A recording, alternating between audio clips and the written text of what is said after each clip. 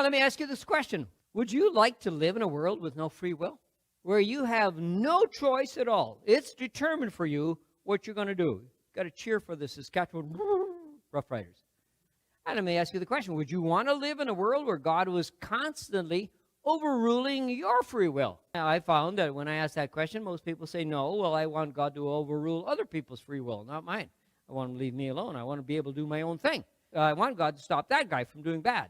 That's typically the response. Now, let me ask you this question. If you think God should use his will to overrule people's wills, think of the potential scenario in your life. Let's say you hate going to church.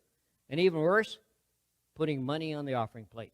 Well, one Sunday morning, you wake up, and all of a sudden, you find yourself being pushed out of bed towards the closet.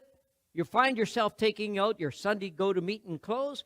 You're putting them on. You find yourself being pushed out into the car, and you're being forced to go to church. And then when you get there, no matter how much you complain, you are told you are going. And once you get to church, you're pushed out of the car and into the building and onto the church pew, and then your eyes and ears are forced to listen to this amazing sermon, or sometimes not so amazing, depending on the day. And then when the offering plate is passed around, you are shocked to find your hand going to your wallet.